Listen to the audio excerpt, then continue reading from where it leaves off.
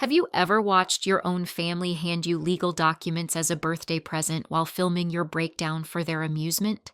That's what happened to me when I turned 32. While other families give watches or weekend trips, mine gave me something else entirely. They gave me papers that said I no longer belonged to them. My sister aimed her phone at my face, eager to capture every second of my humiliation. My mother smiled like she'd just wrapped the perfect gift. My father wouldn't even look at me. They thought they were ending my story that night. They had no idea they were actually beginning it. Hello, I'm Sarah Bennett, and I'm 32 years old.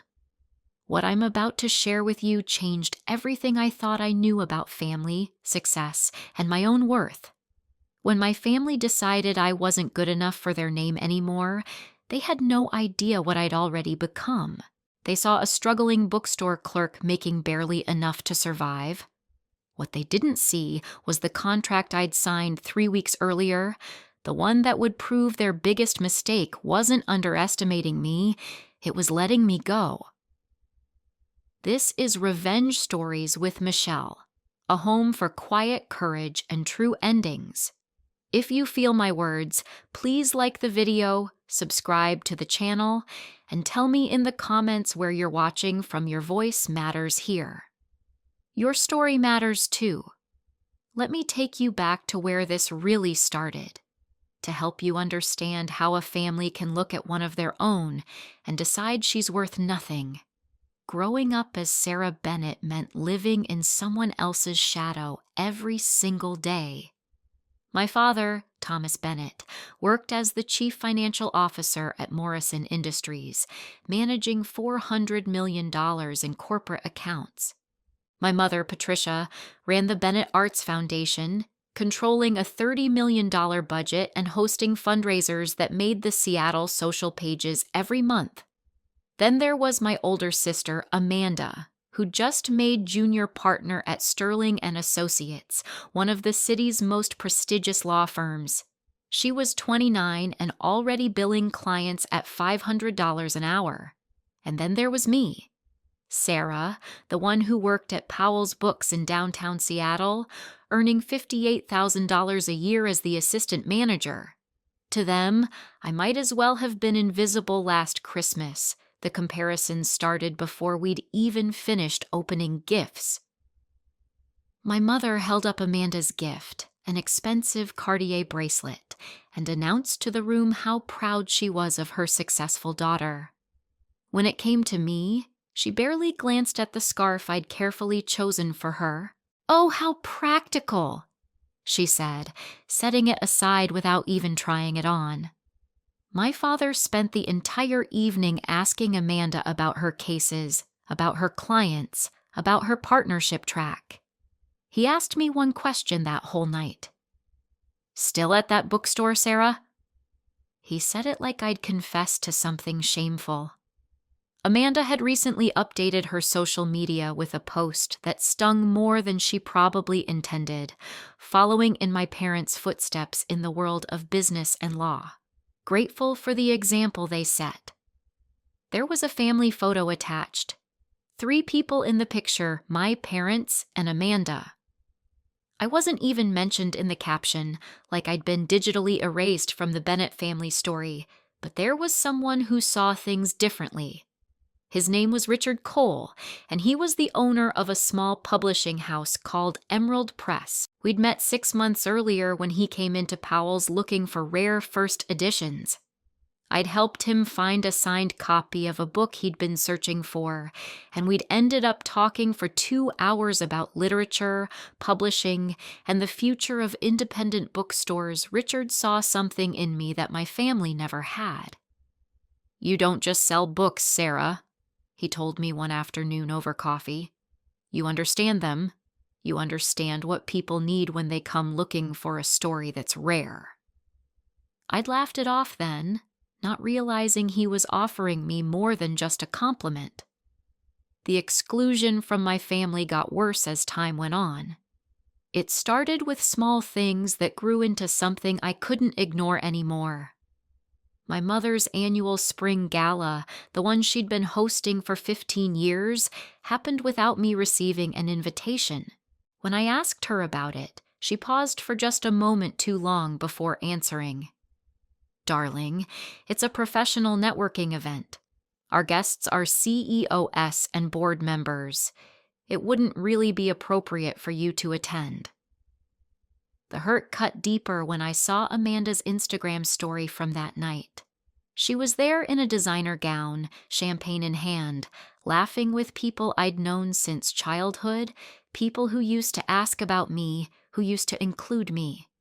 Now I was just the Bennett daughter no one talked about anymore.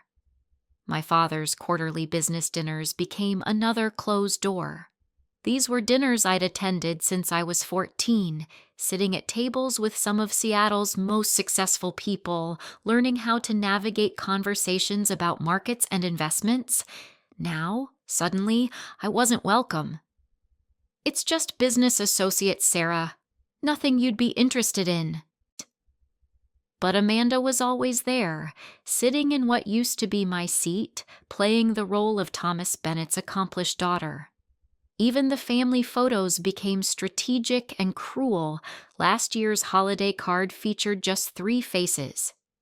When I asked my mother about it, she said the photographer had suggested just the core family for a cleaner look. I found out later from my cousin Rachel that my mother had specifically requested I not be included. Patricia said 3 looked more elegant than 4. Rachel had whispered to me at a family gathering, her eyes full of pity I didn't want. But Richard Cole kept showing up at the bookstore, and our conversations kept getting longer and deeper. "Have you ever thought about editing?" he asked me one evening as I was closing up. "I've been watching how you talk to customers, how you guide them to exactly the right book. That's what great editors do. They see what others miss." I brushed it off again, but Richard was persistent. 3 months ago, he came back with a proposal. "I want to expand Emerald Press. I need someone who understands stories, someone who can spot talent, someone who knows what readers really want. I think that someone is you, Sarah." The offer was more than I could have imagined. Editor-in-chief at Emerald Press.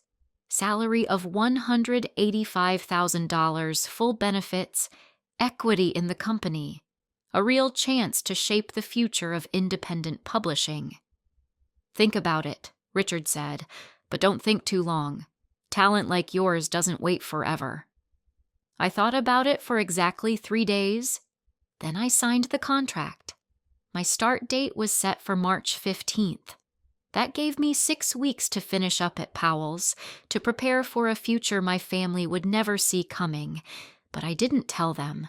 I didn't tell anyone except my best friend Lisa, who'd been with me through every family disappointment. "They're going to lose their minds when they find out," she said, equal parts excited and nervous for me. "Good," I replied. "Let them." The pressure from my family got worse as my 32nd birthday approached. My mother's texts became more cutting, more pointed. "We need to talk about your future, Sarah. This can't go on forever." My father left me a voicemail that I listened to 3 times, trying to understand how a parent could sound so disappointed in a child who'd done nothing wrong.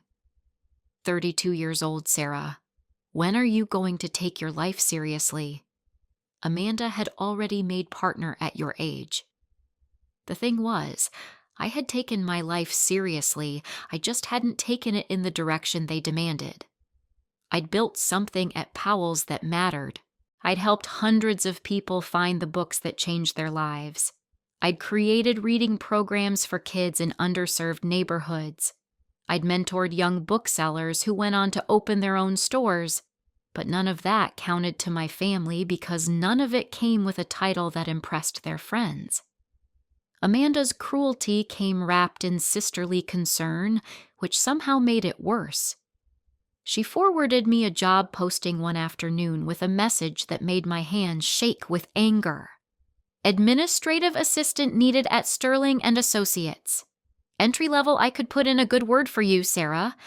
I know it's not much, but it's a start. You have to begin somewhere, right? I stared at that message for a long time. My older sister, who'd once told me I was her best friend, was now suggesting I work as her assistant. The message was clear. Even in her world, I'd always be beneath her. My mother's patience, if you could call it that, was running out. "The family is tired of making excuses for you," she told me during our last phone call before my birthday. "Either you do something with your life, or we need to distance ourselves. We have a reputation to maintain, Sarah. Surely you can understand that." A reputation to maintain. As if I was the thing damaging it, not them with their cold hearts and narrow definitions of success. That night, after another call full of my mother's disappointment, I opened my email to find a message from Richard. "1 month until you change your life, Sarah. Can't wait to officially welcome you to the Emerald Press family. You're going to do incredible things here." I read it 3 times, letting the words sink in. The Emerald Press family. People who wanted me, people who chose me, people who saw what I could become instead of focusing on what I wasn't. My family had no idea what was coming, and honestly, I couldn't wait to show them. The birthday dinner invitation came exactly 2 weeks before the actual day my mother called me personally, which should have been my first warning. She never called anymore, just texted. "Darling, we're planning something special for your birthday this year, March 1st at the Pinnacle. 7 o'clock, the private dining room." The Pinnacle was Seattle's most exclusive restaurant, the kind of place where a single meal cost more than my weekly paycheck at the bookstore. My mother loved it there because it said something about who you were, about what you could afford, about your place in the city's hierarchy. "That sounds nice, Mom," I said carefully, already suspicious. "Who's coming?" "Oh, just family. Well, extended family. Your aunts and uncles, a few cousins, about 20 people who love you very much." Her voice had that bright, artificial quality that meant she was planning something. "We've missed you, Sarah. We want to celebrate you properly this year." Every instinct I had told me this was a trap. But what could I do? Refuse to attend my own birthday dinner? That would just give them more ammunition, more reasons to call me difficult or ungrateful, so I agreed, even though my stomach twisted with dread. Amanda texted me later that same day. "Mom told me about your birthday dinner. Should be interesting. Make sure you dress nicely, okay? There will be important people there." Important people. At my birthday dinner. The words felt wrong, but I couldn't figure out why. Lisa saw right through it. "Sarah, this is bad. This feels really bad. Why would they suddenly want to celebrate you after years of treating you like an embarrassment? Why the private room? Why 20 people?" "I don't know," I admitted, "but I signed my contract with Emerald Press 3 weeks ago. My start date is 2 weeks after my birthday. If they want to have one last dinner with me before I prove them all wrong, fine, let them." What I didn't tell Lisa, what I could barely admit to myself, was that part of me still hoped. Part of me still wanted to believe that my family might surprise me, might actually celebrate me for once, might see me as something other than their disappointment. I should have known better. The days before the dinner crawled by, each one heavy with anticipation and dread. My mother texted me daily with reminders. "Don't forget, darling, March 1st, 7 o'clock sharp. Wear something elegant. This is a special occasion." Amanda sent me a photo of her dress, a designer piece that probably cost more than my monthly rent. "Can't wait for your big day, little sister." The morning of my birthday, I woke up with a knot in my stomach that wouldn't go away. Richard had sent me flowers to the bookstore, beautiful white tulips with a card that read, "Happy birthday to our future editor-in-chief. 2 weeks and counting. You're going to be magnificent." I kept that card in my pocket all day, touching it like a talisman whenever the anxiety got too bad. That evening, I stood in front of my closet for 30 minutes, trying to decide what to wear to my own execution, because that's what this felt like. Not a celebration, an execution.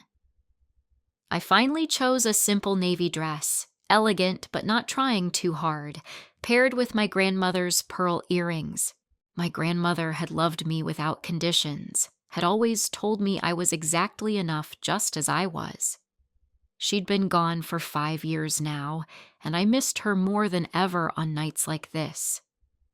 The pinnacle was exactly as intimidating as I remembered. All marble and crystal, and people who looked like they'd never worried about money a day in their lives. The hostess greeted me with a smile that didn't reach her eyes. "Ms. Bennett, your party is waiting in the private dining room. Right this way."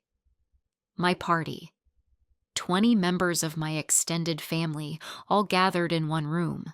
For me. I should have felt honored instead. I felt hunted. The private dining room was beautiful in that cold, perfect way that expensive things often are. Floor-to-ceiling windows overlooking the Seattle skyline, a long table set with china and crystal. And there they all were. My mother at the head of the table in her signature black dress, my father beside her in his custom suit, Amanda near them with her phone already in her hand. My aunts and uncles lined the sides, cousins scattered between them. All of them turned to look at me when I walked in. "Sarah." My mother stood, her arms open in a gesture of welcome that felt rehearsed. "Happy birthday, darling. Come sit. We've been waiting for you." The seat they'd saved for me was at the foot of the table, as far from my parents as possible while still technically being included. I sat down slowly, my purse clutched in my lap, that feeling of dread growing stronger with every second. "Before we order," my father said, standing up with a champagne glass in his hand, "I'd like to make a toast to Sarah, 32 years old today, our youngest daughter." Everyone raised their glasses. I raised mine too, confused. Was this actually going to be nice? Was I wrong about everything? 32 years is a long time, my father continued. Long enough to figure out who you are, long enough to make something of yourself. Long enough to stop disappointing the people who raised you. The room went silent. My hand froze halfway to my mouth, the champagne glass suddenly feeling impossibly heavy. "Thomas?" my Aunt Janet said softly, a warning in her voice. But my father wasn't finished. "We've been patient, Sarah. More patient than you deserved, frankly. We've made excuses for you at every social event, every business dinner, every family gathering. We've tried to hide our shame at having a daughter who works at a bookstore like a college student who hasn't figured out real life yet." My mother stood up then, and I knew. I knew what was coming, and I couldn't move, couldn't breathe, couldn't do anything but sit there and watch it happen. "We love you, Sarah," my mother said, her voice dripping with false sweetness. "But love has its limits. We can't keep carrying you anymore. We can't keep pretending that you're something you're not." Amanda was filming. I could see her phone pointed directly at me, capturing every second of my humiliation. This was planned. All of it. The private room so no one else would witness it. The 20 family members so I'd be outnumbered. The speeches designed to cut me down before they delivered the final blow. "We have a gift for you," my father said, reaching into his jacket pocket. He pulled out an envelope, cream-colored and official-looking, and slid it down the table toward me. It hit my plate with a soft thud. "Happy birthday, Sarah. From all of us." My hand shook as I picked up the envelope. Part of me wanted to refuse to open it, to stand up and walk out right then, but I couldn't. I was frozen. a mouse caught in a trap while the cats watched. Inside the envelope was a single piece of paper on Bennett family letterhead, the same letterhead my father used for business contracts worth millions of dollars. The header read, "Notice of Disownment." I read it once, then again, unable to process what I was seeing. We, the Bennett family, hereby officially disown Sarah Marie Bennett, effective immediately. She is no longer recognized as a member of this family, is entitled to no financial support or inheritance, and is not authorized to use the Bennett family name in any professional or social capacity. This decision is final and irrevocable. 3 signatures at the bottom: Thomas Bennett, Patricia Bennett, Amanda Bennett. The date was today, March 1st, my 32nd birthday. I looked up from the paper to find every face in that room staring at me. Some looked uncomfortable. Some looked satisfied Amanda was still filming, her face eager, waiting for me to cry or beg or break down so she could capture it all for posterity. The silence stretched out, heavy and suffocating. My mother was watching me with an expression I couldn't quite read. Satisfaction, maybe, or relief. Like she'd finally solved a problem that had been bothering her for years. "Well," my father prompted, "don't you have anything to say?" I folded the paper carefully, precisely, and put it back in the envelope. Then I placed it in my purse with the same deliberate care I used for important documents. My hands had stopped shaking. Something cold and clear had settled over me, like ice forming over deep water. "Actually," I said, my voice steady in a way that surprised even me, "I do have something to say. Thank you." The confusion on their faces was almost worth the pain. "Thank you?" My mother's voice went up an octave. "That's all you have to say? Sarah, we just disowned you." "I know." I stood up, smoothing down my dress. "And you've made this so much easier for me. You've given me exactly what I needed." "What are you talking about?" Amanda lowered her phone slightly, her certainty wavering. "I'm talking about freedom." I looked at each of them, these people who shared my blood but never saw my value. "You think you've punished me. You think you've cut me off from something valuable. But all you've done is cut yourselves off from who I'm about to become." "And who is that?" My father's voice dripped with contempt. "A bookstore clerk having delusions of grandeur? You'll find out soon enough." I picked up my purse, that disownment letter safely inside. Written proof that I owed them nothing, that their rejection was complete and official. 2 weeks. That's all you have to wait. Then everyone will know exactly who Sarah Bennett really is. "What happens in 2 weeks?" my mother demanded, but her voice had lost its certainty. "My show begins, and you're not invited to watch." I walked out of that dining room with my head high, leaving behind 20 confused faces and one very expensive birthday dinner that I'd never wanted anyway. Behind me, I heard my mother's sharp voice. "Sarah! Sarah Marie Bennett, you get back here right now." But I wasn't Sarah Marie Bennett anymore.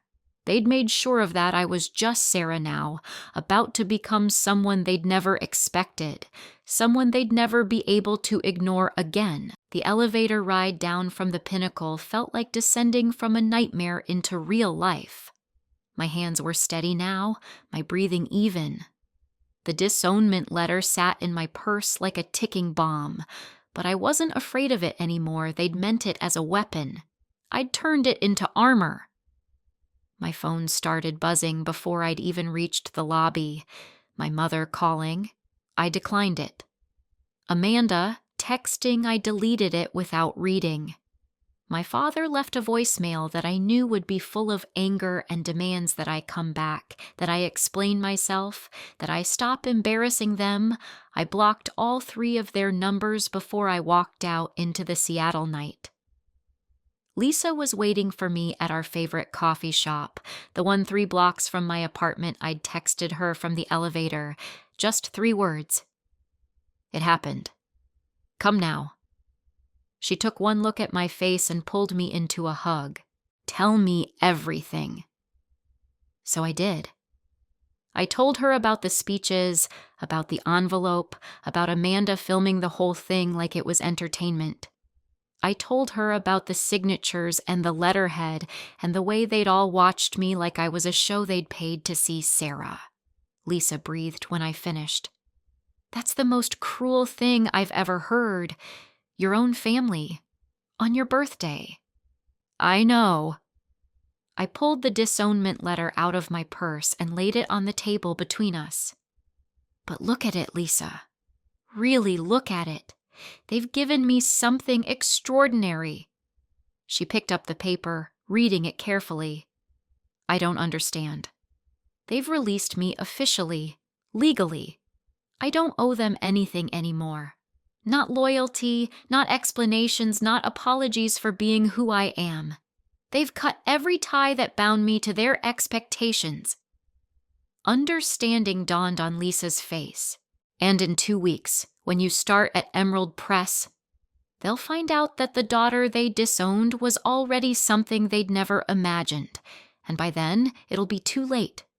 They'll have to live with what they've done, what they threw away. My phone buzzed again. A different number this time. Richard Cole. Sarah, happy birthday. I hope you're celebrating properly. Just wanted to remind you that we're hosting a press announcement next week for your appointment. The Seattle Times is covering it, along with Publishers Weekly. They're calling it a major shift in independent publishing. Prepare to become very visible very quickly. Looking forward to working with you. You're going to change everything. I showed the message to Lisa, watching her eyes go wide. Next week? Sarah, that's before your birthday dinner fiasco becomes old news. Your family is going to see this in the paper. Everyone they know is going to see it. I know. I felt a smile spreading across my face. The first real smile I'd had all day. Perfect timing, isn't it? The next morning, I woke up to 63 messages from family members. Aunts, uncles, cousins, all of them suddenly very concerned about last night's events. My Aunt Janet's message stood out. Sarah, honey, I didn't know that's what they were planning. I thought it was a real birthday dinner. I'm so sorry. I responded to her and only her, it's okay, Aunt Janet. Sometimes people show you exactly who they are. The question is whether you believe them. The Bennett family group chat, which I'd been excluded from months ago, apparently exploded after I left. My cousin Mark forwarded me screenshots because he felt I deserved to know what they were saying about me. My mother. She embarrassed us in front of everyone. Her behavior was completely unacceptable. My father. 32 years of investment, completely wasted. She's not our concern anymore. Amanda. I have the whole thing on video. Her reaction was pathetic. She actually thanked us. Delusional. Uncle Tom. This seems harsh, Patricia. She's your daughter. My mother was our daughter. That's the point. I read through the messages once, then deleted them. Their poison couldn't touch me anymore. I had work to do. Richard had sent me preliminary contracts to review, editorial guidelines to study, a list of authors Emerald Press was currently working with. I spent the entire day reading, preparing, transforming myself from the person my family thought I was into the professional I'd always been capable of becoming. That afternoon, I went to Powell's Books for my shift. It was one of my last days there, and I wanted to savor it. David, the owner, had been extraordinarily kind when I'd given my notice. You're going to do amazing things at Emerald Press, he'd told me. And Sarah, those people who made you feel small, they're going to regret it. Not because you'll rub your success in their faces, but because they'll finally see what they lost. that hurts more than any revenge ever could. He was right, but I didn't tell him that I planned to do both. Let them see my success and feel the weight of what they'd thrown away. The press announcement came exactly 1 week after my birthday disaster. March 8th, 10 in the morning. The Seattle Times business section ran it as their lead story. Emerald Press names Sarah Bennett as editor-in-chief independent publisher, makes major play with innovative appointment. The article included my photo, professional and confident. It detailed my background in literature, my work at Powell's, my vision for making independent publishing more accessible and diverse. Richard was quoted extensively about why he'd chosen me. Sarah Bennett sees things other editors miss. She understands that great stories come from unexpected places, and that readers are hungry for voices we haven't heard yet. She's exactly the kind of innovative thinker that independent publishing needs right now. The article mentioned my education, my experience, my upcoming projects. It painted a picture of someone brilliant and capable, someone on the rise in an industry that mattered. It did not mention my family. I'd specifically requested that. I wanted this achievement to be mine alone, untethered from the Bennett name that they'd told me I couldn't use anymore anyway. My phone started ringing at 10:15. Amanda first, then my mother, then my father. I let every call go to voicemail. By noon, I had 37 missed calls from various family members. By evening, that number had grown to 72. The voicemails were a progression I could almost graph. Shock, confusion, anger, desperation. My mother, "Sarah, what is this? Why didn't you tell us? Call me immediately." My father, "We need to talk about this article. There's been some kind of mistake." Amanda, "You're an editor? Since when? This doesn't make any sense." Then, as the day wore on and I still didn't respond, the tone shifted. My mother, "We may have been hasty the other night. Perhaps we can discuss this like adults." My father, "The disownment was more symbolic than legal. Obviously, you're still family." Amanda, "Sarah, come on, don't be dramatic. Let's talk about this." I saved every voicemail, every text, every message. Documentation of their panic, their regret, their desperate attempt to backpedal now that I was suddenly someone worth claiming again, but I didn't respond to a single one. Lisa came over that evening with champagne and takeout. "Have you seen the social media reaction? Sarah, you're trending in Seattle publishing circles. People are excited about you." She showed me her phone. The Emerald Press announcement had been shared hundreds of times. Comments from readers, writers, other publishers, all expressing excitement about the direction the company was taking. This is exactly what indie publishing needs. Finally, someone who understands that literature is for everyone, not just the elite.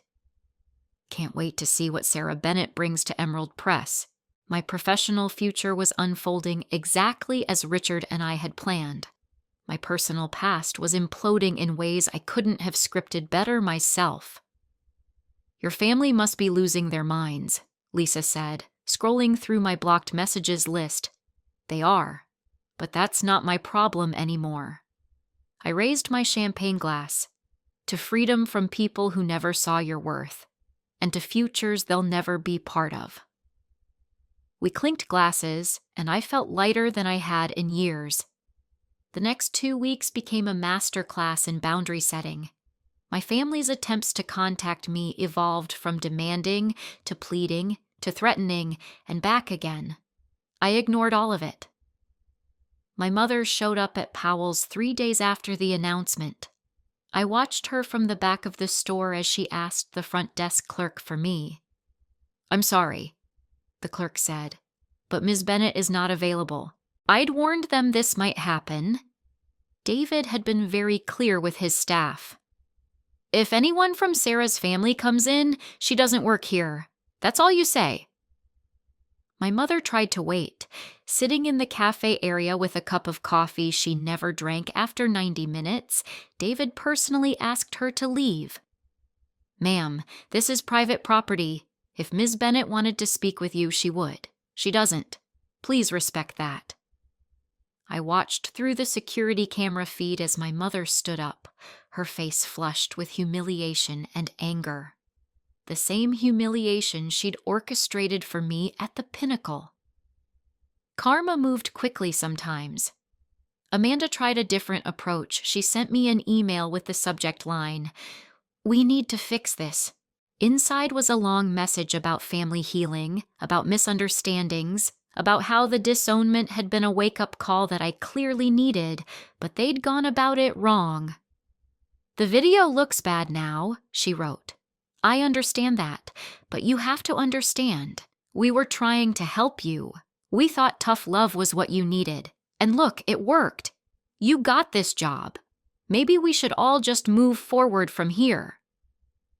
I read it 3 times, marveling at the mental gymnastics required to turn their cruelty into something they could claim credit for. Then I wrote back a single sentence. "Check the date on my contract, then delete my email address." My contract was dated January 20th, 5 weeks before they disowned me. Their tough love hadn't created my success. Their absence had simply stopped holding me back. My father took the most direct approach. He called my new office number at Emerald Press, somehow getting past reception. I heard my assistant Michelle trying to screen him. "I'm sorry, sir, but Ms. Bennett's calendar is full today." "I'm her father. Put her on the phone." "I'm sorry, sir, but Ms. Bennett has been very clear about her contact boundaries. I can't connect this call." "This is ridiculous. Tell her Thomas Bennett is calling. She'll talk to me." I heard Michelle's voice turn cold in a way that made me love her instantly. "Mr. Bennett, I'm going to be very clear. Ms. Bennett has indicated that she does not wish to receive calls from you or anyone else in your family. If you continue to call this office, we will document it as harassment and take appropriate legal action. Have a good day." She hung up on him. My father, Thomas Bennett, CFO, used to getting his way with everyone. Michelle knocked on my office door a moment later. "I hope that was okay. He seemed very insistent." "It was perfect," I told her. "If anyone from the Bennett family calls again, you have my permission to be just as direct. They're not getting through to me." The days before my official start date were a blur of preparation, meetings with Richard and the team, strategic planning for Emerald Press's next phase. I was busy, productive, excited about my future in a way I'd never been when I was constantly measuring myself against my family's expectations. My 32nd birthday had been the worst night of my life and the best thing that ever happened to me. They'd set me free without realizing it. Now I was flying, and they were stuck on the ground watching me go where they couldn't follow. March 15th arrived with spring rain and new beginnings, my first official day as editor-in-chief of Emerald Press. I dressed in a gray suit that cost more than I used to make in a week, paired with my grandmother's pearls. She would have been proud of me, I thought. She always saw me clearly, even when everyone else in the family was blind. The Emerald Press offices were in a renovated building in Seattle's Capitol Hill neighborhood, all exposed brick and huge windows and creative energy. My office was on the 3rd floor, corner position with views of the city. My name was already on the door in elegant gold lettering. Sarah Bennett, Editor-in-Chief. Not Sarah Bennett. Disappointment. Not Sarah Bennett, the daughter we don't talk about. Just Sarah Bennett, professional, capable, and exactly where I was meant to be. Richard greeted me with a smile and a handshake. "Welcome officially to the family, Sarah. Ready to change the world? More than ready." My team was waiting in the conference room. 15 people, editors, designers, marketing specialists, all chosen by Richard over the past year to build something special. They stood when I entered, and I felt a wave of emotion I wasn't prepared for. These people wanted me here. They believed in me. They saw my value. "Thank you all for being here," I started. "I know I'm young for this role. I know I'm coming from what some might consider an unusual background. But I promise you this. We're going to build something at Emerald Press that matters. We're going to find stories that other publishers overlook. We're going to give voices to writers who've been told they don't fit the mold. We're going to prove that independent publishing isn't just surviving, it's thriving." The room erupted in applause, and I felt tears prick at my eyes. Good tears this time. Proud tears. My first meeting was with our acquisition team, reviewing manuscripts that had come in over the past month. My second was with marketing to discuss our publicity strategy. My third was a one-on-one with Richard to discuss the company's 5-year plan. "You're already thinking 3 steps ahead," he observed. "I knew I made the right choice with you." "You took a chance on me when my own family wouldn't," I said honestly. "I won't forget that." "They didn't take a chance on you, Sarah. They rejected you. There's a difference. Taking a chance implies risk. There was no risk in believing in you, only certainty." By the end of that first day, I was exhausted and exhilarated. I'd made decisions that would affect books and authors and readers. I'd contributed to strategies that would shape the company's future. I'd been exactly who I was meant to be without apology or explanation, and my family had no idea. They were still trying to contact me, still leaving voicemails and sending emails and showing up at my old workplace, but they couldn't reach me anymore.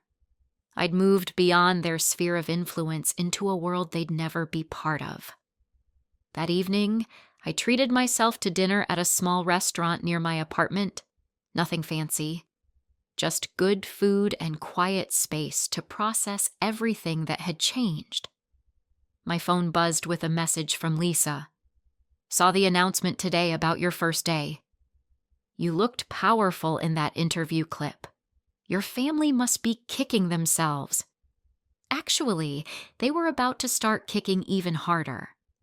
This is Revenge Stories with Michelle, a home for quiet courage and true endings. If you feel my words, please like the video, subscribe to the channel, and tell me in the comments where you're watching from. Your voice matters here. Your story matters too. What happened next would show my family exactly what they'd lost. The full cost of their cruelty was about to come due, and I had front row seats to watch them pay it. The Seattle literary community was smaller and more connected than my family realized. Within days of my appointment becoming public, invitations started arriving. Panel discussions, publishing conferences, literary fundraisers, events where Seattle's cultural elite gathered, the same circles my mother had spent decades trying to dominate. The first major event was the Pacific Northwest Literary Awards, scheduled for April 12th. It was Seattle's most prestigious literary celebration, honoring writers, publishers, and advocates for literacy. My mother had attended for years as part of her foundation work. She considered it her territory, her event, her moment to shine. This year, I was invited as a keynote panelist. The topic was the future of independent publishing, new voices, new visions. The invitation came from the event organizer herself, Martha Winters, a woman I'd met exactly once when she came into Powell's looking for a rare poetry collection. "Sarah, I've been following your career trajectory with great interest," Martha wrote. "Your appointment at Emerald Press is exactly the kind of innovative thinking we want to highlight. Would you join us as a featured speaker? Your perspective would be invaluable." I accepted immediately. Then I checked the guest list. Sure enough, Patricia Bennett was listed as a VIP attendee member of the host committee. Table for 8 right near the stage. Perfect. The weeks leading up to the event were consumed with work. Real work. Meaningful work that challenged me in ways my family never understood. I was reading manuscripts, meeting with authors, shaping stories that would reach thousands of readers. One project in particular excited me beyond measure. A debut novelist named Maria Santos had submitted a manuscript about growing up as the daughter of immigrants, about navigating two cultures, about feeling like she belonged nowhere and everywhere at once. Her writing was raw and beautiful and real in ways that made my chest ache. "This is extraordinary," I told Richard after reading it through in one sitting. "This is exactly the kind of story we need to be publishing." "Then let's make an offer," he said simply. "Trust your instincts, Sarah. That's why you're here." We offered Maria a 3-book deal with a marketing budget that would actually give her debut novel a real chance.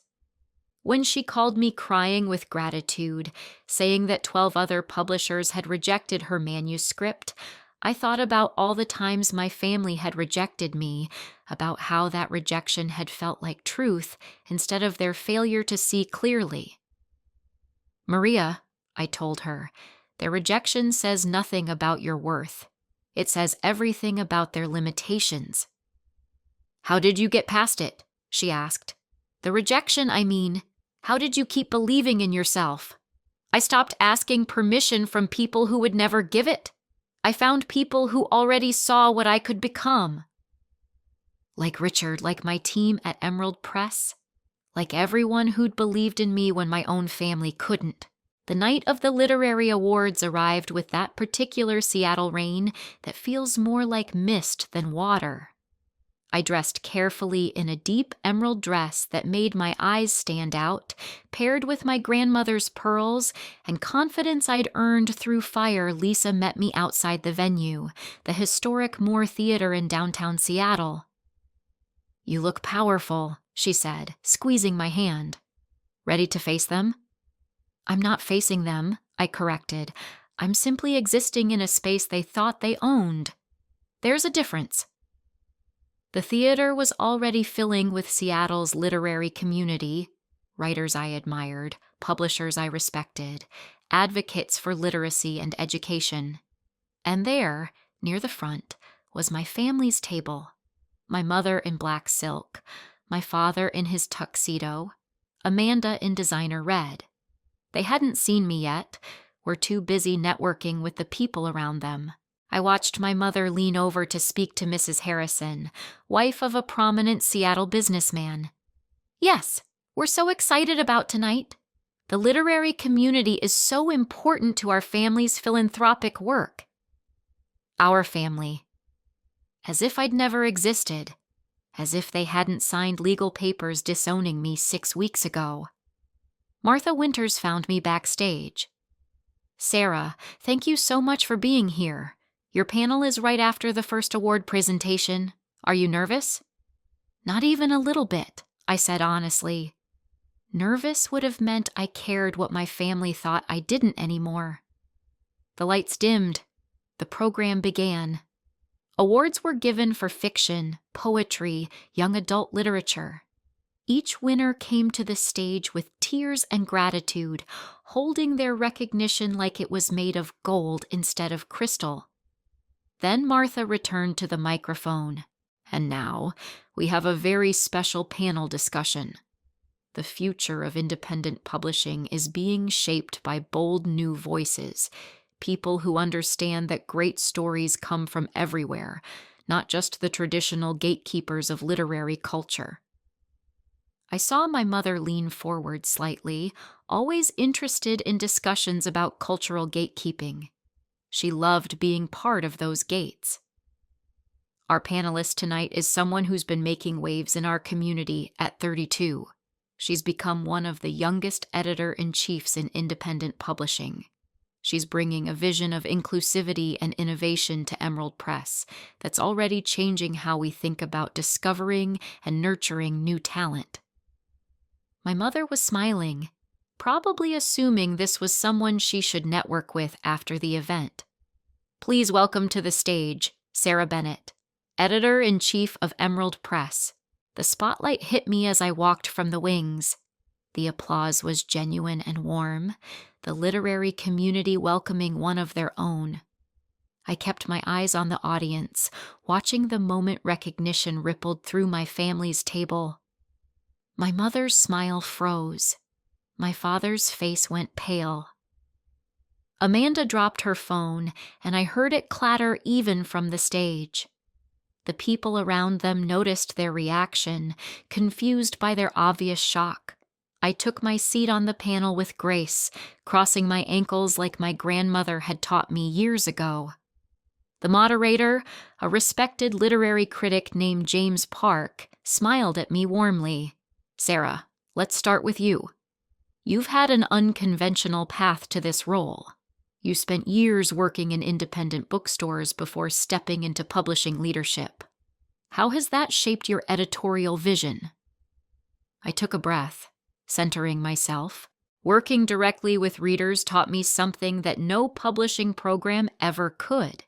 It taught me that people are hungry for stories that reflect their real lives, their real struggles, their real triumphs. Not the sanitized, approved versions that traditional publishing often defaults to, but the messy, complicated, beautiful truth of human experience. The audience was nodding. I continued, my voice steady and clear. For too long, we've let gatekeepers decide which stories matter, which voices deserve to be heard. Those gatekeepers have often been people who look the same, think the same, value the same things. They've missed extraordinary talent because it didn't fit their narrow definition of what literature should be. I could see my mother's face in the audience, frozen in something between humiliation and rage. She was a gatekeeper. She knew I was talking about people exactly like her. At Emerald Press, we're changing that. We're actively seeking manuscripts from writers who've been told they don't belong, who've been rejected by the traditional system. Because I believe that the best stories often come from people who've had to fight to be heard. The applause was thunderous. James Park was beaming. "That's a powerful vision. Can you give us an example of how you're putting that into practice?" "Absolutely. We just signed a debut novelist named Maria Santos. Her manuscript had been rejected by 12 publishers before it reached my desk. 12 publishers looked at her story about immigrant identity and cultural displacement and said no. We said yes. And I believe her novel is going to be one of the most important books we publish this year." More applause. I glanced at my family's table. My mother was staring at her hands. My father looked like he wanted to sink through the floor. Amanda was typing furiously on her phone, probably trying to control whatever narrative she thought she could still control. The panel continued for 45 minutes. We discussed diversity in publishing, the economics of independent presses, the role of editors in shaping culture. I spoke with confidence and clarity, every answer rooted in real experience and genuine passion. When it ended, the standing ovation surprised me. These people, this community, they saw value in what I was doing. They understood what I was building. Martha hugged me as I came off stage. "Sarah, that was brilliant. You're exactly what this community needs. Fresh perspective, genuine innovation, and the courage to challenge the status quo." "Thank you for giving me the platform," I said, meaning it. "Oh, this is just the beginning for you. Trust me." The reception afterward was a blur of introductions and congratulations. Writers wanted to talk to me about manuscripts. Other publishers wanted to discuss collaboration. Literacy advocates wanted to partner on programs, and through it all, I could feel my family watching from across the room. They couldn't approach me, not publicly, not in front of all these people who were celebrating me. But they were there, witnessing what I'd become without them. Finally, inevitably, my mother found a moment when I was briefly alone near the refreshment table. She approached slowly, her face carefully composed into something that might have been a smile. "Sarah," she said quietly. "That was quite a presentation." "Thank you." I kept my voice professionally polite, the same tone I'd use with any stranger at an industry event. "We didn't know you'd been appointed to such a prestigious position. You never told us." "I did tell you. At my birthday dinner, I said my show was starting. You chose not to ask what I meant." Her mouth tightened. "That's unfair. You were being deliberately cryptic." "Was I? Or were you just not interested in listening?" I took a sip of water, completely calm. "It doesn't matter now, does it? You made your choice. You signed the papers. You're not my family anymore, remember?" "Sarah, that was a mistake. We were trying to help you, to motivate you. We never actually meant—" "You meant every word. You meant it so much you had Amanda film it for entertainment. You meant it so much you did it in front of 20 witnesses. You meant it so much you used legal letterhead." I turned to face her fully. "What you didn't mean was for me to actually move on. You expected me to come crawling back, to beg for your approval, to prove that I needed you? I don't." My father appeared then, with Amanda trailing behind him. They'd coordinated this intervention, clearly the family united to reclaim what they'd thrown away. "Sarah," my father started, his voice carrying that tone of authority he'd used my whole life. "We need to discuss this situation privately." "There's nothing to discuss, Mr. Bennett. You're not my family. You made that legally clear, and I have no interest in private conversations with strangers." "Don't be ridiculous," Amanda snapped. "You can't just erase 32 years of family history." "I didn't erase it, you did. I'm just respecting your decision." I smiled, and it wasn't kind. "You wanted me gone from the Bennett family story. Congratulations. You succeeded. But you don't get to rewrite the ending now that you don't like how it turned out." People were starting to notice our conversation, the tension that crackled between us. My mother's face was turning red with barely controlled anger and embarrassment. "You're making a scene," she hissed. "No, I'm ending a conversation with people who have no claim on my time or attention. There's a difference." I set down my water glass. "Enjoy the rest of your evening. I have authors to meet." I walked away from them, back into the crowd of people who actually valued me behind me. I heard my mother's sharp intake of breath, my father's angry muttering, Amanda's frustrated sigh. But I didn't look back. That's what they'd never understand. I didn't need to look back anymore. I was too busy looking forward.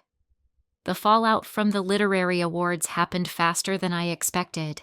The local literary blog, Seattle Pages, ran a feature the next day highlighting the panel discussion. The headline read, "Sarah Bennett charts new course for Emerald Press. Editor-in-chief promises to amplify unheard voices."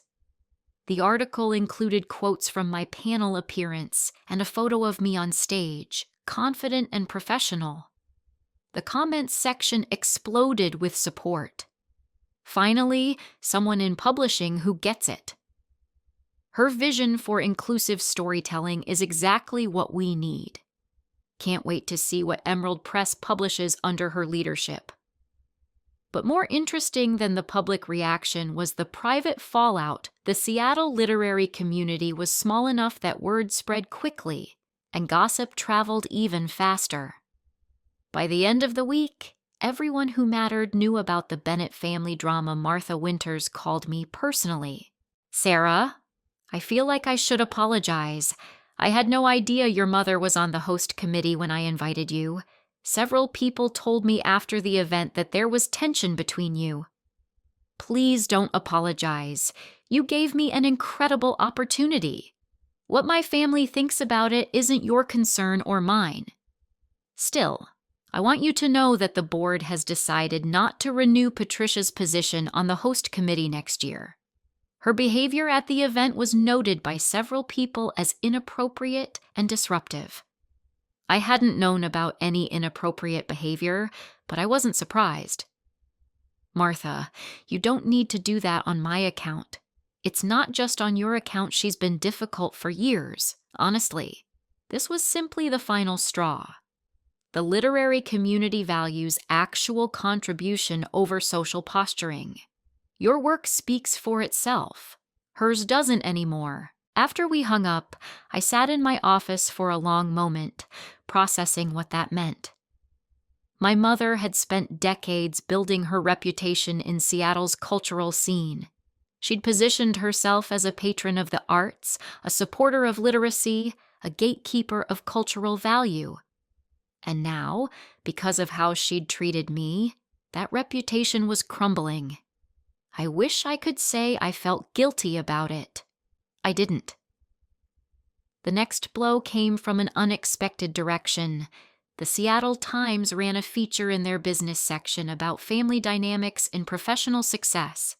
The article didn't name my family specifically, but the details were unmistakable.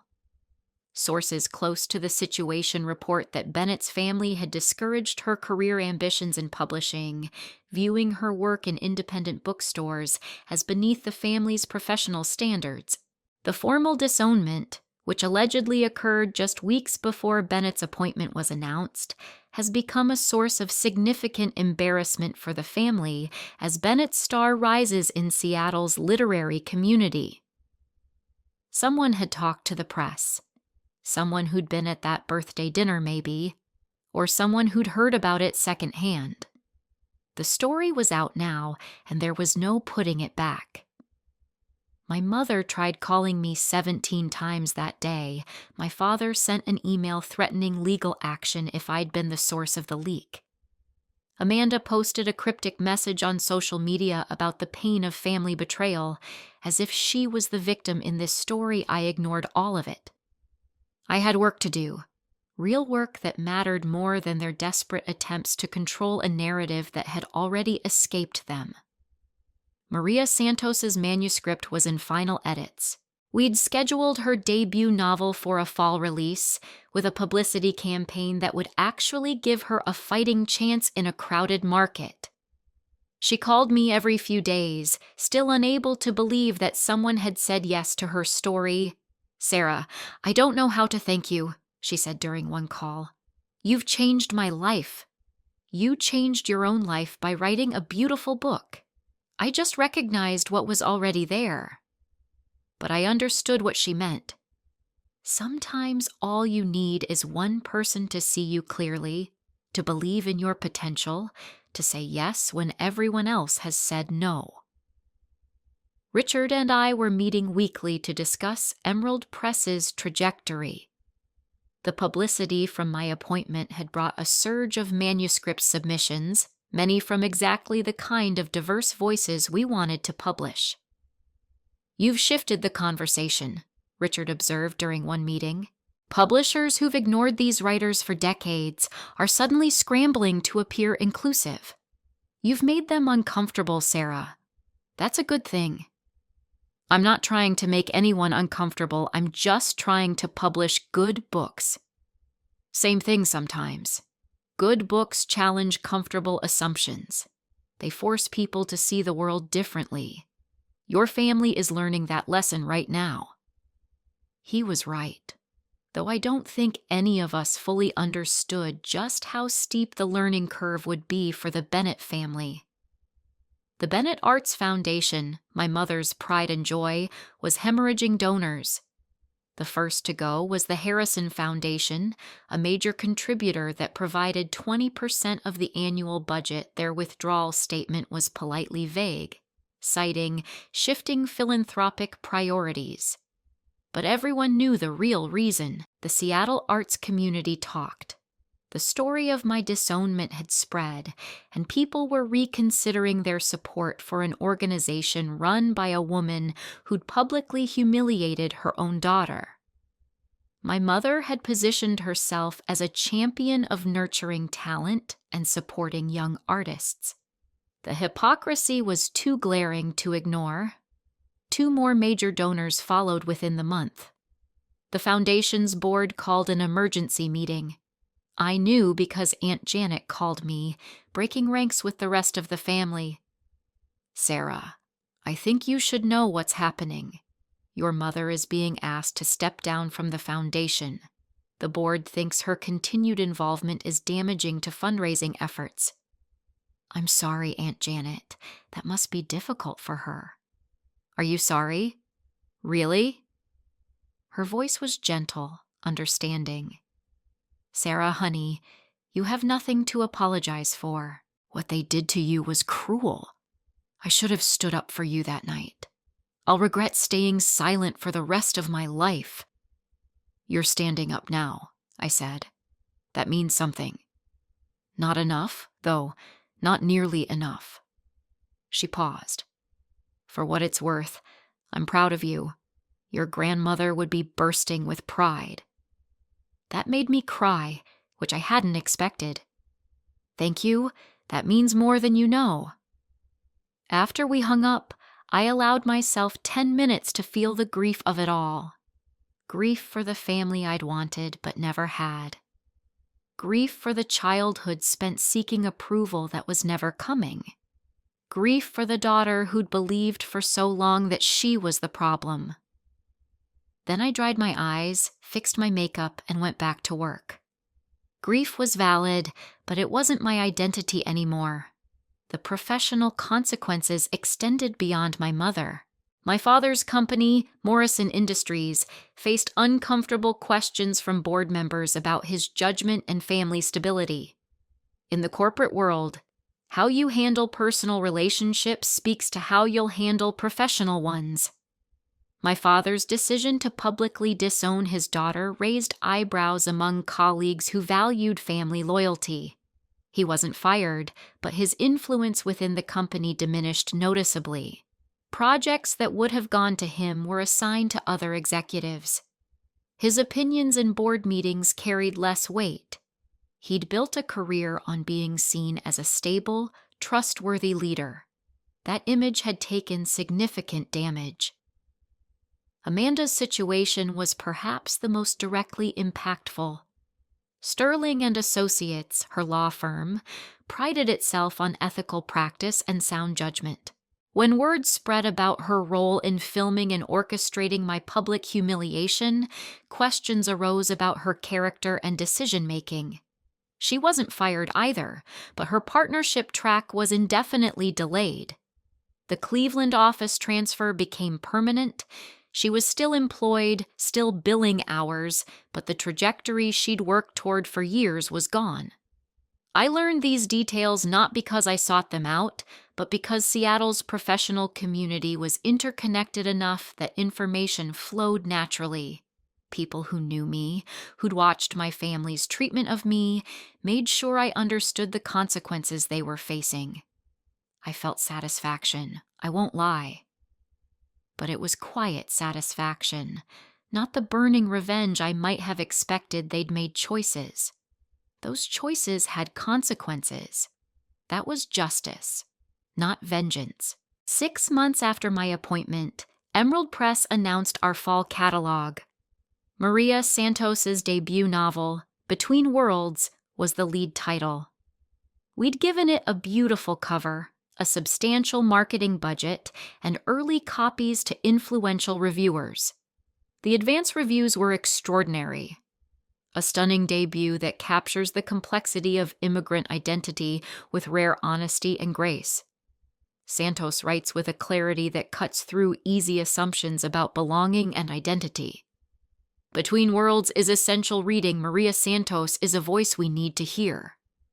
The pre-orders exceeded our projections by 40%. We ordered a second printing before the official release date. Richard was ecstatic. "Sarah, you found a hit. Your first major acquisition is going to be a success." "Maria wrote a hit," I corrected. "I just recognized it." But I understood what he meant. This was validation that my instincts were sound, that my vision for Emerald Press was commercially viable as well as artistically valuable. We could do good and do well simultaneously. The official book launch was scheduled for September 15th at Seattle's historic Elliott Bay Book Company. It was a prestigious venue, the kind of launch that marked an author as serious, important, someone to watch. Maria was nervous and excited in equal measure. What if no one comes? What if people hate it? People are already coming. We're at capacity. And Maria, they're going to love it because it's brilliant. I squeezed her hand. Trust me. Trust yourself. You've earned this. The launch exceeded every hope. 200 people packed into Elliott Bay's reading room.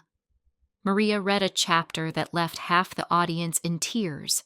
The Q&A session went 45 minutes because people couldn't stop asking questions about her process, her inspiration, her future work.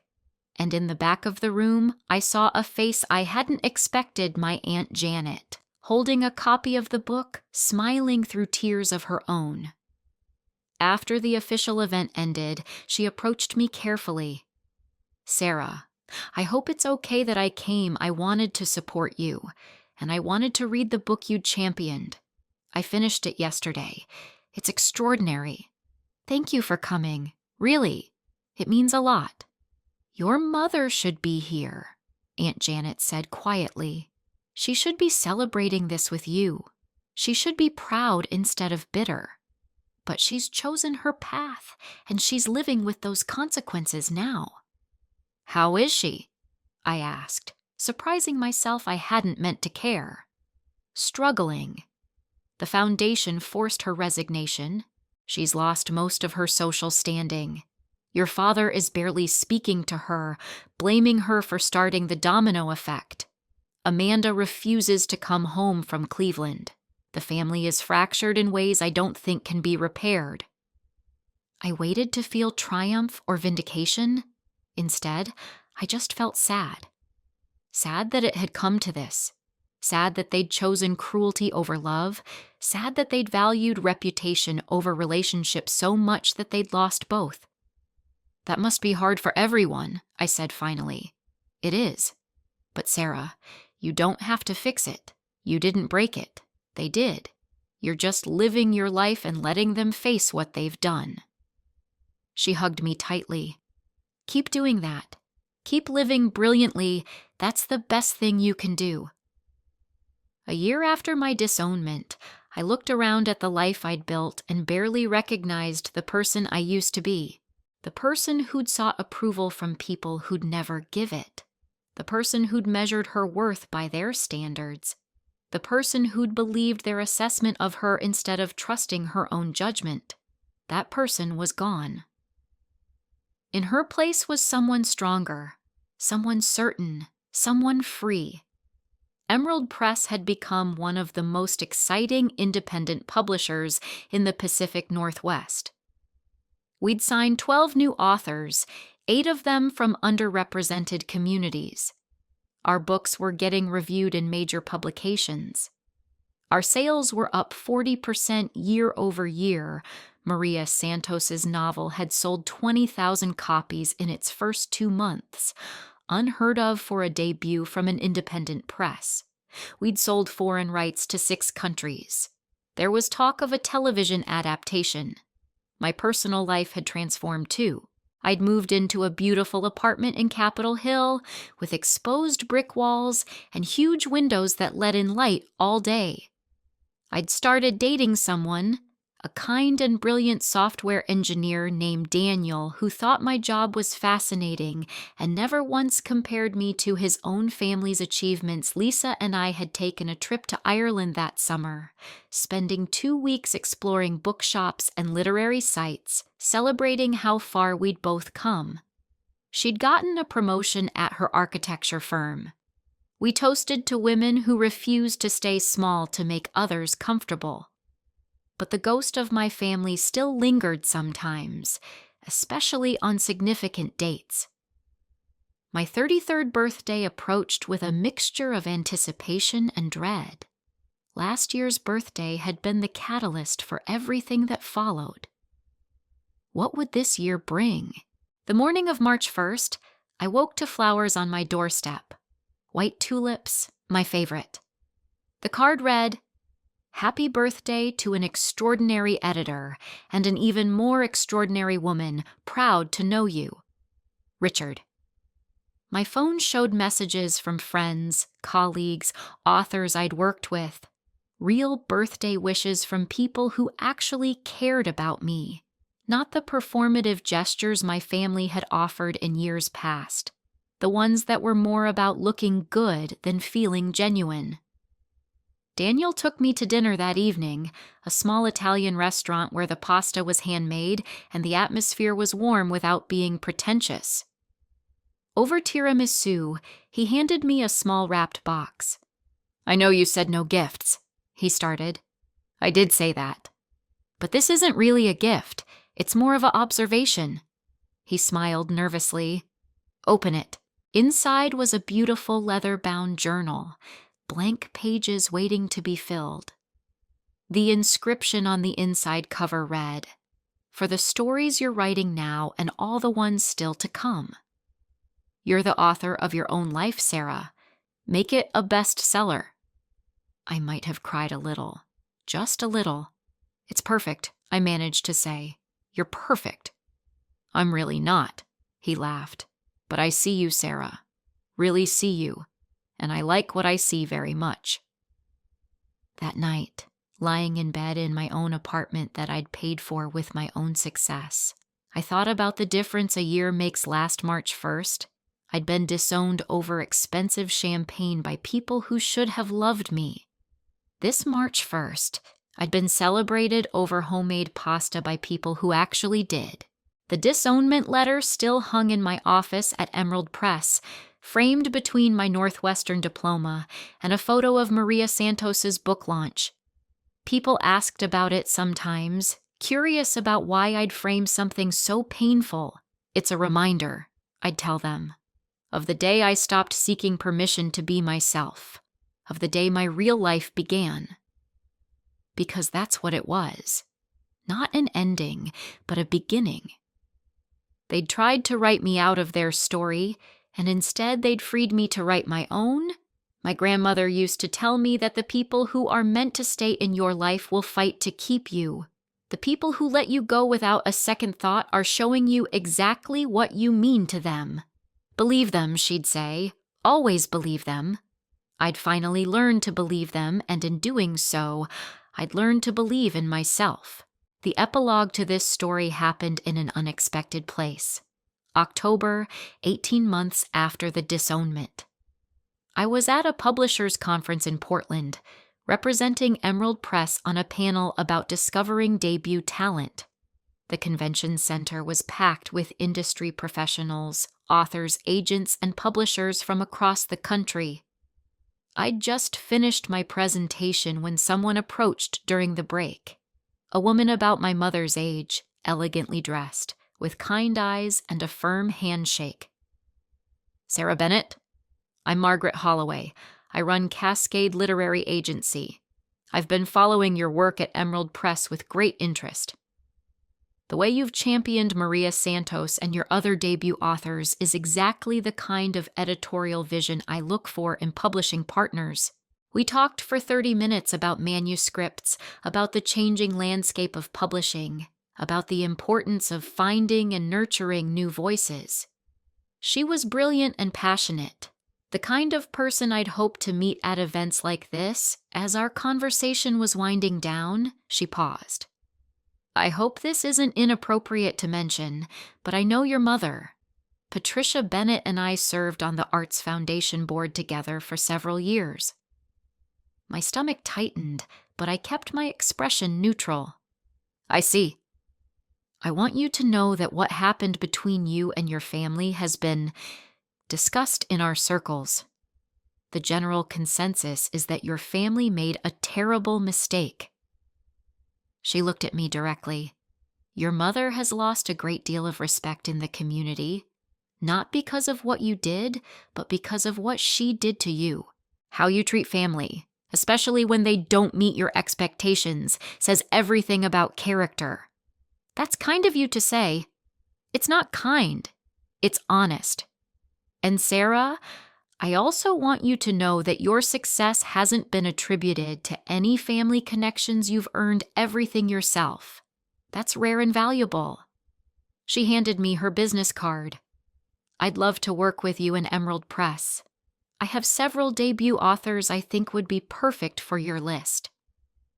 After she walked away, I stood there holding her card, realizing something profound. My family's name had once been something I'd tried to live up to, a standard I could never meet. Now it was something other people apologized for on my behalf. A stain they assumed I'd want to distance myself from the tables had completely turned, and I hadn't even been trying to turn them. I'd just been doing my job, living my life, becoming who I was always meant to be. That evening, back in my hotel room, I finally did something I'd been avoiding. I looked up my family online, curious despite myself about what their lives looked like now. My mother's social media was sparse, private, nothing like the carefully curated public presence she'd maintained for years. The Bennett Arts Foundation website listed a new executive director. Patricia Bennett was mentioned only in the board emeritus section, a polite way of saying she'd been pushed out. My father's LinkedIn showed he'd taken early retirement from Morrison Industries. The announcement was professionally worded, but thin on details. Reading between the lines, it was clear he'd been encouraged to leave. Amanda's profile showed she was still in Cleveland, still at Sterling and Associates, but her title hadn't changed in 18 months. For someone who'd been on a fast track to partner, stagnation spoke volumes. I felt strange looking at these fragments of their lives. Not triumphant, not vindicated, just sad. Sad that it had come to this. Sad that they'd chosen this path. Sad that we'd never be family again, not in any meaningful way. But I didn't feel guilty. That was important.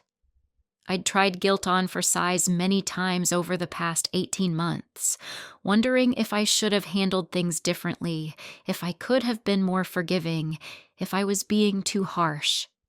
But every time I started down that path, I remembered the disownment letter, the legal letterhead, the 3 signatures, Amanda's camera capturing my humiliation, 20 witnesses watching my family orchestrate my public rejection. They'd done that to me. I'd simply refused to let it destroy me. My phone buzzed. Richard, texting from Seattle. Just got word that Between Worlds is being nominated for the Pacific Northwest Booksellers Award. Sarah, we did it. You did it. I texted back. Maria did it. We just helped people see what was already there. But I knew what this meant. A major literary award nomination for an Emerald Press book, for a debut author I'd championed, for a story I'd fought to publish. This was legitimacy in the literary world. Proof that our vision worked, that betting on underrepresented voices wasn't just morally right, but commercially viable. This was everything my family said I'd never achieve, delivered in a form they'd actually have to respect whether they wanted to or not. I thought about texting my Aunt Janet, the only family member I'd maintained any contact with. She deserved to know, but it was late, and I was tired. And this moment felt like it belonged to just me for a little while longer. So I sat in my Portland hotel room, looking out at the city lights, and let myself feel proud. Proud of Maria for writing a beautiful book. Proud of Richard for believing in my vision. Proud of my team at Emerald Press for their incredible work. And proud of myself for surviving my family's rejection, for building something meaningful from the ashes of that rejection, for refusing to let their assessment of my worth become my truth. My grandmother's voice echoed in my memory, something she'd told me years before she died. Sarah, baby, sometimes the people who should love you most are the least capable of seeing who you really are.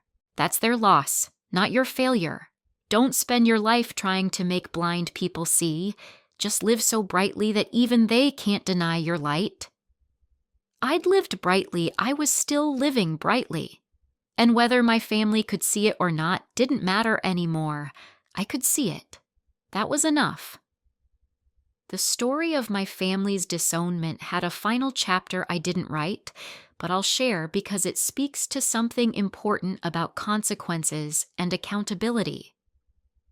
2 years after that birthday dinner, I received a letter. Not an email, not a text, but an actual handwritten letter on plain stationery.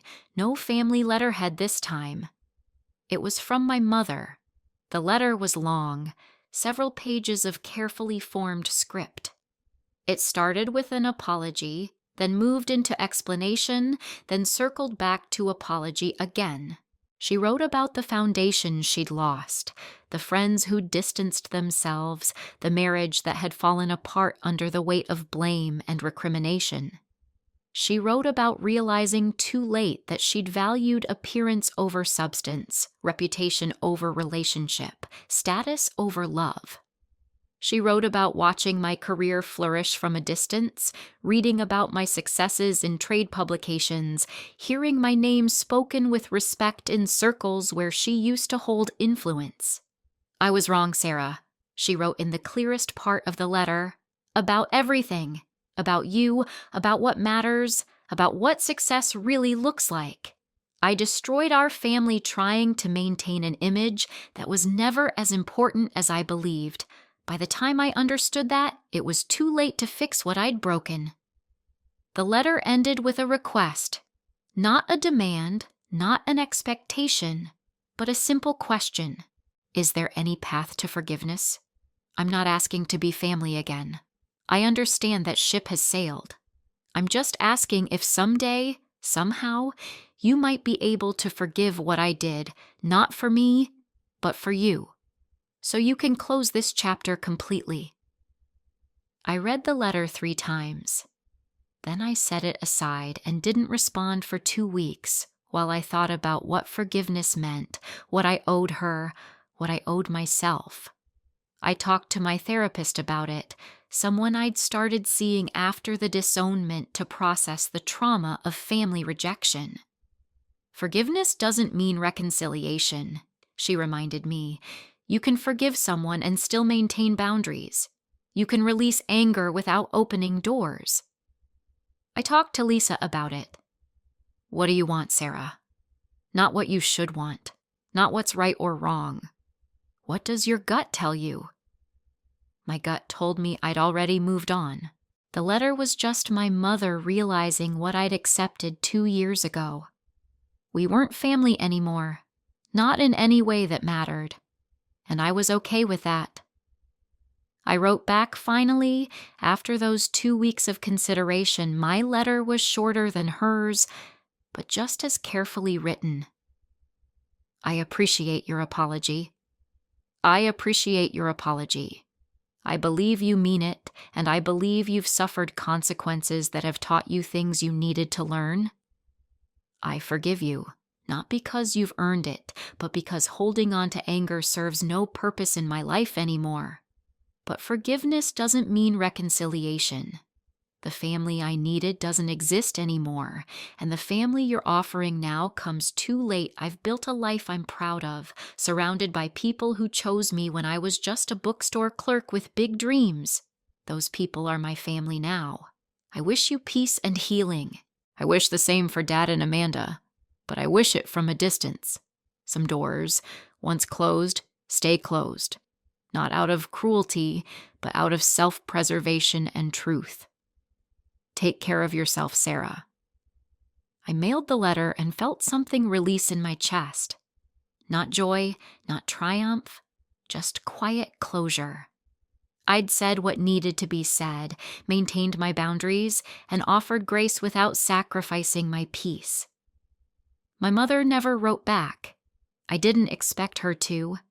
The letter had been her attempt at absolution, and I'd given her what I could. That was enough. 3 years after the disownment, my life looks nothing like the one my family imagined for me. Emerald Press is thriving, publishing 20 books a year, half of them from debut authors who'd been rejected by traditional publishing. Maria Santos just sold her 3rd novel in a major deal. 2 of our other authors have won regional literary awards. I've been promoted to vice president and editor-in-chief. Richard is grooming me to eventually take over as CEO when he retires in 5 years. I'm 35. In a serious relationship with Daniel, who proposed last month. Living in a house I bought with money I earned doing work I love. The Bennett Arts Foundation still exists, but barely, running on a fraction of its former budget. My father remarried, moved to Arizona, and rarely comes back to Seattle. Amanda is still in Cleveland, still practicing law, but our cousin Mark tells me she's quieter now, humbler, changed by consequences she never saw coming. And me? I'm just Sarah. Not Sarah Bennett anymore, though that's still my legal name. Just Sarah, editor, advocate for unheard voices, champion of stories that traditional publishing overlooks, woman who learned the hard way that family is about choice, not blood. The disownment letter still hangs in my office, but I'm thinking about taking it down. Not because it doesn't matter anymore, but because it matters less than everything I've built since that letter was their story, their version of who I was and what I deserved. I've written my own story now, and it's better than anything they could have imagined.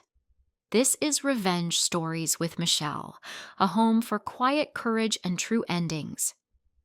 If you feel my words, please like the video, subscribe to the channel, and tell me in the comments where you're watching from. Your voice matters here. Your story matters too.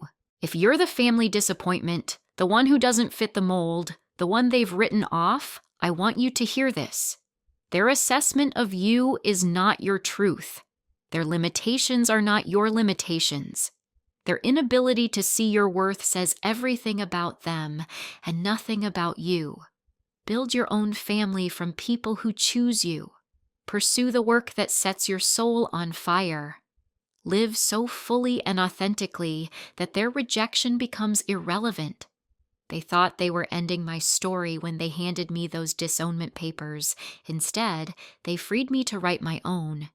And this story, the one I'm living now, is the bestseller they'll never be able to claim credit for. That's not revenge. That's just truth. And sometimes, truth is the sweetest ending of all. Thank you for walking this journey with me. Remember, your worth isn't determined by who rejects you. It's determined by who you become despite that rejection. Now go write your own bestseller. Until next time, this is Sarah Bennett, reminding you that sometimes the best families are the ones we choose.